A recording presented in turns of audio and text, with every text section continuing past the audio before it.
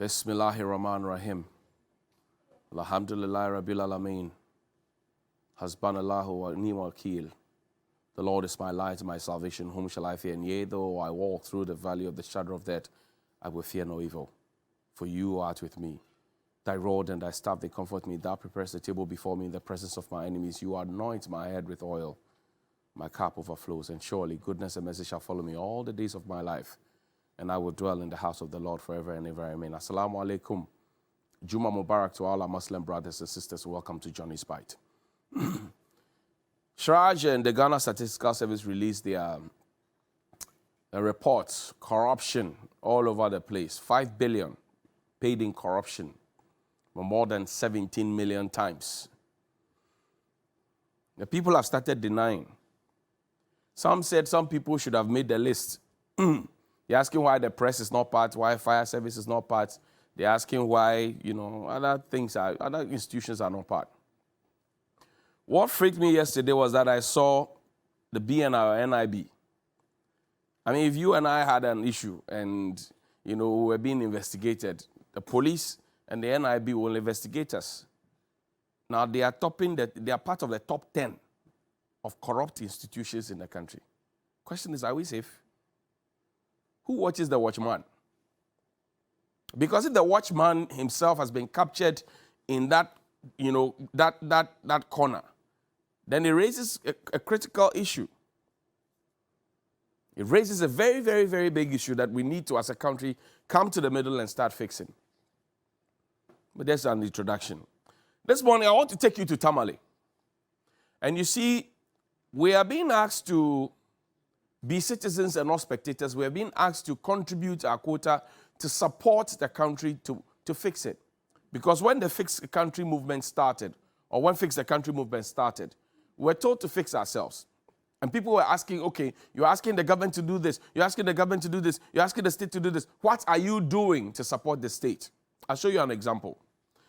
There's a community in Tamale North called Tunaili. Listen, there's a community in Tamale North called Tunaili. You have a road. It is like a stream. Water passes at knee level. The neighbors in that community came together. They bought 10 trips of sand and stone and hired a grader to level it on the road. Listen to me well. The people in Tunaili, in Tamale North, they saw a problem. They saw the street. It had become like a stream. Water almost at the knee level. Then they decided that, look, let's pull our resources together and then buy 10 trips of sandstone, coarse aggregate, whatever it is, and then put it on it. Hire a grader, pay them money, let them come and level it. When they did what they did, they realized that it was still not enough. And then you will have to be showing the pictures and the videos so that people get a sense of what I'm talking about. Now, after they had bought 10 trips, they had hired a grader. They wrote to the Sanarigu Assembly to support them with 5 trips. So the people in the neighborhood who paid their property rate, who paid their business operation permit, who paid their e-levy, who paid their VAT, who paid their NHIL levy, who paid their get fund levy, who paid all the things that they are asked to pay. They decided, like the people in Pong Katamanso, that they were going to buy their own 10 trips of sand and stone to put on the road, because when it rains, it's dangerous. And they decided that they were going to put their 10 tracks. They hired a grader to level it. But when they finished, they realized that it was not enough. So they called on the Sanarigu Assembly to support them with only 5 trips to help them link it to the main road that links the cemetery that they never called us. They never ever called them. They had bought 10 trips, and we are told that, everybody is involved. We must be, it's an all-citizen, all-state approach. They bought 10 trips. They hired a grader. I'm talking to Naili in the Tamale North area. They wrote to Sanarigu, and I'll show you evidence of the letter. I think there's evidence of the letter. Bring it. Let's see it. So they actually wrote. Nothing has happened. If the assembly will respond to them tomorrow, I don't know. But you see, when you ask people to also participate in governance, and people put their resources together to decide that they are going to help. Now, this is the letter they wrote. The Municipal Chief Executive, Sanarigu Municipal Assembly, Tamale North Region, 10th of June, 2022. That was when they wrote. What's today's date? Exactly. 1 month, right? Now, it says, appeal for support to secure livelihoods from perennial floods and improve access to North Tunaili. We, the undersigned residents of North Tunaili, write to your esteemed office to humbly solicit for assistance to enable us to, 1, complete a 200-meter access road to the neighborhood, and 2, mitigate the perennial flooding that has threatened livelihoods of several families in the area without any drainage system. We have already bought 10 trips, 10-wheeler of gravel, and paid for a grader to level some of it. The estimated cost is 12,000 cedis, borne through voluntary contributions. We humbly appeal to you, your august office, to assist us with the following. 1, 5 trips of gravel, 10-wheeler, grader services to level the gravel and create gutters to channel away rainwater. 3, compactor services to compress the gravel to ensure that it is not washed away by flash floods. Honorable MCE, your kind support in the above-mentioned ways will secure the lives of hundreds of families, potential booming economy. Signed by Mr. Alassane Idrisu. He puts his house number there. Then there's a second sheet. I want to show the people who signed on to this appeal to the MCE. Quickly. There's a second sheet. Yeah, that's it. Okay. Now, I'll show you the people who signed on to this and who had cause to call on the MCE. It's been 1 month. The people have shown you that on their own, they can buy 10 trips and hire a grader. You, the state who has taken their taxes, they're asking you for 5 trips. You are nowhere to be found. And you are asking the people to help you to govern. You are asking the people to be citizens. They have proven that they are citizens. Is the state becoming a spectator? Now look at it. Mr. Timo, he signed it. Mr. Raphael Connor has signed it. Mr. Titus Mwini has signed it. Mr. Ben Mahama has signed it. And they all added their telephone numbers. Abu Bakar. Now, they address it to Honorable Alassane Suhini. Suhini, good morning to you. You are MP for Tamale North constituency. You are also part of the assembly. You are an ex-official member of the assembly. Are you suggesting to me that you have not had an assembly meeting and have not seen this request by the people? Mr. MCE, good morning to you. Are you also suggesting to me that you have not seen this request by the people? Your own people, have you not seen it? Then show them the other parts of the road. Show them the tracks of gravel that the people bought. Show them.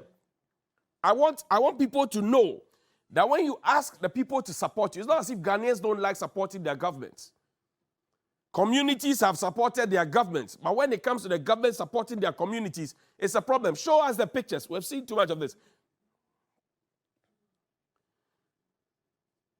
So the conversation now is that they are calling on the MCE and the assembly to support. They are calling on the MCE to support. When will the MCE come to the place to support? Can you show them the track of sand? Quickly, please. Let's see the track of gravel that they bought, the what do you call it? Look at it. And they are only asking because when it rains there, it's not good. When it rains there, it's not good.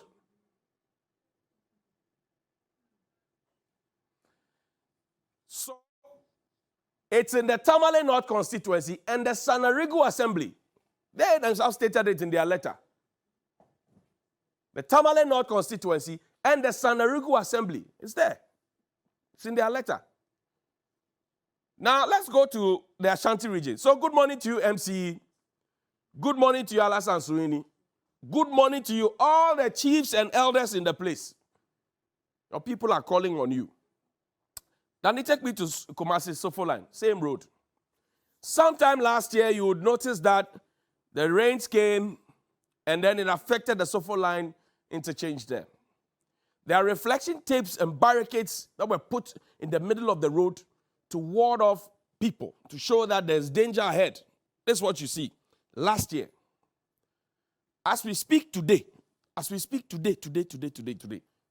nothing has changed. If you have been using that road, you will know.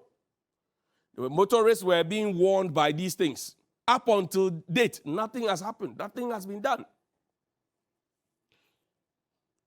So now when you ask the people to support you, and you tell the people that you will protect them, and then now the situations that you have, are we suggesting that such a road, and you know what happens when it starts like this and you don't fix it, it starts caving in, you don't fix it, the problem becomes bigger. And then now we go and say, oh, give us the permission to go and contract a loan to come and fix it. And then the loan will have to be paid, and an interest on the loan will have to be paid, and the people bear the burden. So children that are yet to be born will come and meet costs that they never participated in creating. This is Sofoline. And I'm just bringing you these things because the whole argument was made that, oh, when you pay your e-levy, everything will be done. People are paying e-levy. In fact, we were told that when you pay the e-levy, we won't go to IMF. It failed. Now, we are paying e-levy. We have gone to IMF. The promises that were made with e-levy, oh, when e-levy comes, your food is sorted. When e-levy comes, contractors will pay. When e-levy comes, then it showed them that picture.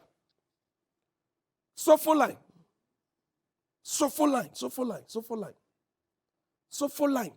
That's where it is, Sofoline. And you're asking yourself, so what's going on? Such a major road. It's just like the Circle Dubai interchange. Such a major road. So imagine that I don't know. I am a tourist traveling from Burkina Faso. I decide to come by road, and I decide that I'm going to use just the highways. And I'm running at top speed because there's a speed limit that I'm within those limits. And this is what I meet. And it's been years since last year. That's my concern. If it happened just a week or two ago, I wouldn't have a problem. But it's been there since last year. That's the conversation. The place around Tunayili in the north that I showed you, it's also been there for a long time. Why? Is it just the roads that leads to the houses of the big people that must always get asphalted? And sometimes you go to those neighborhoods, the place has been asphalted, but when they are doing re-asphalting somewhere, then they come and add on to it. So you find that the roads in their areas, very, very thick asphalt. Meanwhile, on your road, there's no asphalt. Go to Kaneshi, Bubuashi, Dakuman. The road that connects from Bubuashi onto Dakuman. Such a major road. Ablekuma North Assembly. Good morning to you. Such a major road. It's an eyesore. Monday, I'll bring that to you. And I've seen what you have tried to do at Kaneshi First Light, Okankwe South Sub-Metro. I've seen what you have tried to Okankwe Sub-Metro. I've seen what you have tried to do at Kaneshi First Light after I brought that issue to you. And it's pathetic. We have put this down. Slow down. Potholes ahead. We are happy to announce to the people that there are potholes ahead. We know there are potholes, but we are not willing to fix the potholes. What kind of a people are we? What kind of a people are we? This one too, we are expecting people to go and buy maybe 5 trips of sand, go and start filling it, or 5 tanks of bitumen, start filling it, and then we will come back and say, oh, well, this is the conversation. We cannot help you. I am not too happy. I am not too happy. So good morning, the MCE around the Sofoline area. Good morning to you. Good morning to the Ashanti Regional Minister, Mr. Simon sir. Good morning to you. Good morning to our roads minister. I've shown you 2 roads. Good morning to the urban roads directors in both places that I've mentioned. Tunayili, the Sanerigu Assembly area. Good morning to you. I'm just saying good morning to you so you know that the people who you are supposed to take care of are not happy. This situation on the Sofoline Road must not happen. This situation on the Sofoline Road. Then show them the portal one more time, then we close. The main portal. Show them the portal, please. And show them the portal so that people get to appreciate. Because, and it's quite painful. Street lights are not working, and then you have potholes on it, and it's been there for a year. See, it's taking 2 lanes. 2 lanes. 2 lanes on the highway. 2 lanes. So you are creating, number 1, unnecessary traffic. You are wasting everybody's time. You are putting people's lives in danger. What it means that it will affect economic activity. Because if I have to travel on that road for like 1 hour to get to a destination, I spend more hours on that road. And we have people who go to work this morning, and the situation still persists. I don't know what to do anymore. Please wake up, smell the coffee. Today is Friday. Get the work done. At least today when you go, make sure that some work is done on these two things that I've showed you. Good morning.